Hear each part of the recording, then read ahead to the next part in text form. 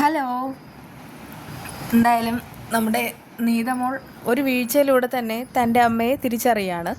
അങ്ങനെ മീനാക്ഷിയെ കുറേ വർഷത്തിന് ശേഷം കാണിക്കുകയാണ് കേട്ടോ. ഗംഭീര ട്വിസ്റ്റാണ് നടക്കുന്നത്. മീനാക്ഷിയുടെ കാറാണെങ്കിൽ നീതമോളെ ഇടിക്കുന്നുമുണ്ട്. ഒടുവിൽ മീനാക്ഷി തന്നെ നീതമോളെ വീട്ടിലേക്ക് കൊണ്ടുപോവാണ്. അവൾക്ക് ആവശ്യമുള്ള എല്ലാ ശുശ്രൂഷയും നീതമോൾക്ക് വേണ്ടിയിട്ട് ഡോക്ടറെ കൊണ്ട് ചെയ്ത് കൊടുപ്പിക്കുകയും ചെയ്യുന്നു.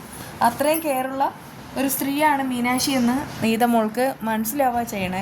ഇവിടെയാണെങ്കിൽ മീനാക്ഷിക്കാണെങ്കിൽ വർഷങ്ങൾക്ക് മുൻപ് മകളെ നഷ്ടപ്പെട്ടു എന്നൊക്കെ ഇങ്ങനെ പറയുന്നുണ്ടല്ലോ. അതേസമയം ആ ഒരു കാര്യം മീനാക്ഷിയല്ല പറയുന്നത്, ഡോക്ടർ തന്നെയാണ്. അതിലൂടെ ഇതാണ് തൻ്റെ അമ്മയെന്ന് അവൾ സാമീപ്യത്തിലും ആ ഒരു ടച്ചിങ്സിലും എല്ലാറ്റിലും മനസ്സിലാക്കുകയാണേ. പിന്നീടാണെങ്കിൽ ഇത് അമ്മയാണോ എന്നുള്ള ആ ഒരു തിരിച്ചറിവിലാണ് നമ്മുടെ നീതമോളുള്ളത്. എന്നാലും കൂടെയുള്ളവർക്ക് ഓരോരോ സംശയങ്ങളുണ്ട്.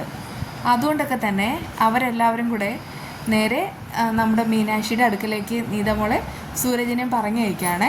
അവിടെ വരുന്ന സമയത്ത് നീതമോൾ തൻ്റെ കഥ പറയുന്നു.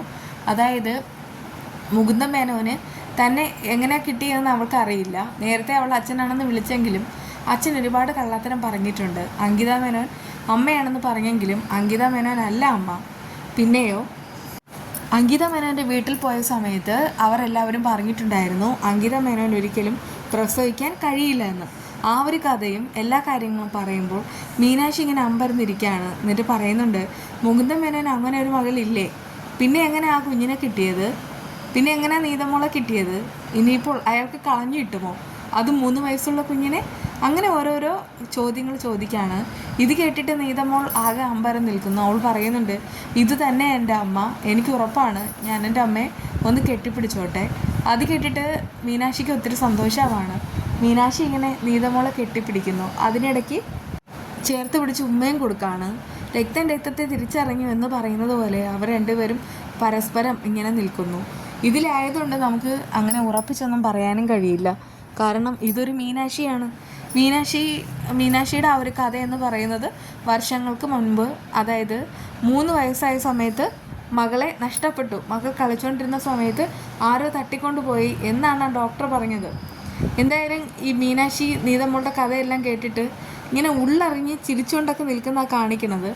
പക്ഷേ നമുക്കൊരു കാര്യം അറിയാം, അതായത് നീതമോളുടെ ഡൂപ്പ് കൊണ്ടുവന്നവരാണ് ഈ കൃഷ്ണയും കൂട്ടരും. അതുകൊണ്ട് നമുക്കൊന്നും പ്രെഡിക്റ്റ് ചെയ്യാനായിട്ട് പറ്റില്ല. എന്തായാലും നാളത്തെ വിശേഷങ്ങളിൽ അറിയാനായിട്ട് സാധിക്കും. പിന്നെ നീതമോൾ തൻ്റെ കഥ പറയുമ്പോൾ മീനാക്ഷിക്കും തൻ്റെ കഥ പറയാതിരിക്കാൻ കഴിയില്ല. ചിലരുടെയൊക്കെ കമൻറ്റ് കണ്ടു ഇത് ഏത് മീനാക്ഷിയാണെന്ന്. എന്തായാലും നീതമോളുടെ അമ്മ മീനാക്ഷി തന്നെയാണ്.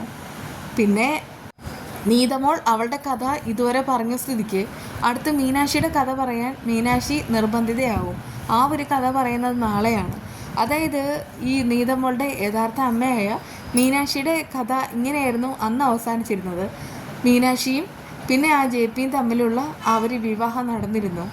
അത് കഴിഞ്ഞിട്ടുള്ള കാര്യങ്ങളൊക്കെ ഹൈഡായിരുന്നു. പിന്നെ കഴിഞ്ഞ ദിവസമാണെങ്കിൽ ഇതിനിടയ്ക്ക് തുളസി ചേട്ടനെയും കൃഷ്ണ ദൂരെ നിന്ന് കാണുന്നുമുണ്ട്. ഇനി അവരുടെയൊക്കെ കാര്യങ്ങൾ നാളെയൊക്കെ ആയിരിക്കണം കാണിക്കാൻ പോകുന്നത്. എന്തൊക്കെയായാലും നാളത്തോടു കൂടെ ഈ മീനാക്ഷിയാണോ നീതമോളുടെ അമ്മയെന്ന് മനസ്സിലാവും. കാരണം ഇനി ഈ മീനാക്ഷിയുടെ ഡൂപ്പാണോ എന്നൊക്കെ കണ്ടു തന്നെ അറിയണം. ഇനി ട്വിസ്റ്റോട് ട്വിസ്റ്റ് ആയിരിക്കും എന്ന് തന്നെയാണ് തോന്നണേ. പക്ഷേ നമ്മുടെ നീതമോൾ ഇങ്ങനെ കെട്ടിപ്പിടിച്ച് അമ്മയുടെ ഉമ്മയൊക്കെ മേടിച്ചിട്ട് അവൾ വളരെ സന്തോഷത്തിൽ നിൽക്കുകയാണ്. ഇതാണ് തൻ്റെ അമ്മ എന്ന് അവൾ സൂരജിനോട് ഉറപ്പിച്ച് പറയുകയും ചെയ്യുന്നു. ഇനി എന്തായിരിക്കും ട്വിസ്റ്റ് എന്ന് നമുക്ക് വീണ്ടും കാണാം. അടുത്ത വിശേഷമായി വരുന്നവരേക്കും ബൈ.